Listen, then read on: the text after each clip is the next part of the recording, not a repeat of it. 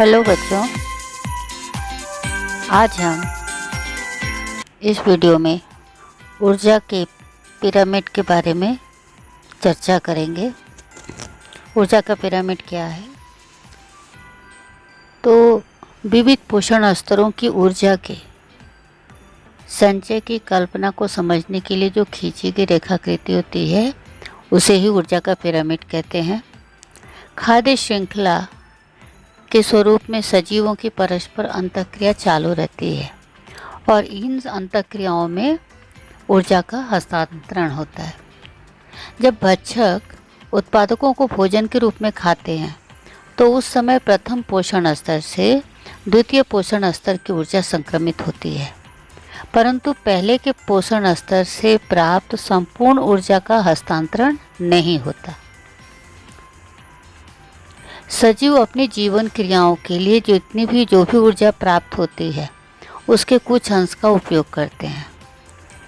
श्वसन, वृद्धि, हलचल, पाचन, ये सभी जो जीवन क्रियाएं हैं इनको करते समय कुछ ऊर्जा खर्च हो जाती है, कुछ ऊर्जा ऊष्मा के स्वरूप में उत्सर्जित की जाती है। शेष अतिरिक्त ऊर्जा जो होती है वो सजीवों के शरीर में संचित की जाती है तथा अगले पोषण स्तर के लिए यही ऊर्जा उपलब्ध होती है। जैसे कि उत्पादक ये सौर ऊर्जा का उपयोग करते हैं, परंतु कि सूर्य की जितनी भी ऊर्जा प्राप्त होती है उसमें से केवल वो 10% ऊर्जा का उपयोग करते हैं। प्रत्येक पोषण स्तर अपने पास की ऊर्जा का केवल 10% ऊर्जा ही अगले पोषण स्तर की ओर संक्रमित करता है, जिसके स्वरूप ऊर्जा का प्रवाह जो है वो खाद्य श्रृंखला में से संक्रमित होते हुए धीरे धीरे कम होते जाता है। इसे ही दर्शाने के लिए खींची गई जो रेखाकृति है इसका स्वरूप भी निरूपित पिरामिड की तरह होता है। ऊर्जा के पिरामिड में उत्पादक सबसे उच्च स्तर पर होते हैं और सर्वोच्च भक्षक सबसे न्यूनतम ऊर्जा पर पाए जाते हैं।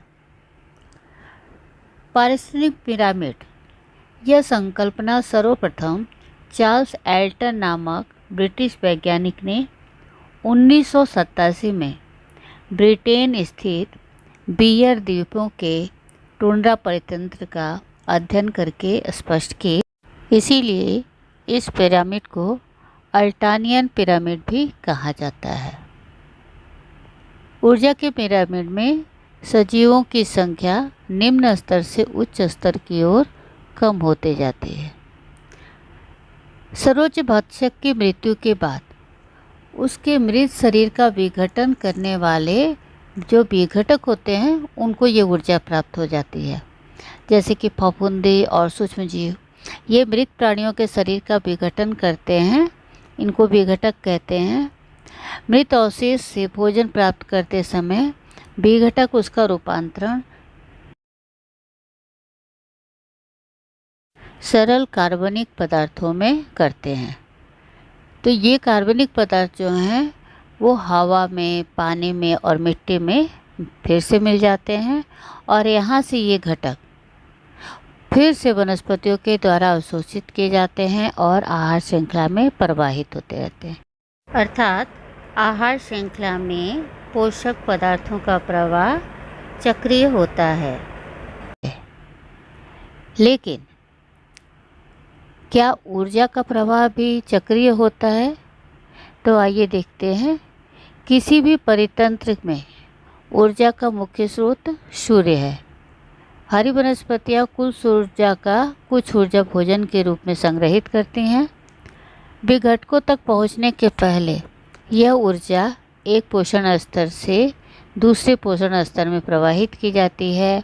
यहाँ पर विघटकों द्वारा इसमें से कुछ ऊर्जा ऊष्मा के रूप उत्सर्जित की जाती है, लेकिन इसमें से कोई भी ऊर्जा सूर्य को वापस नहीं जाती। को एक दिशीय कहा जाता है।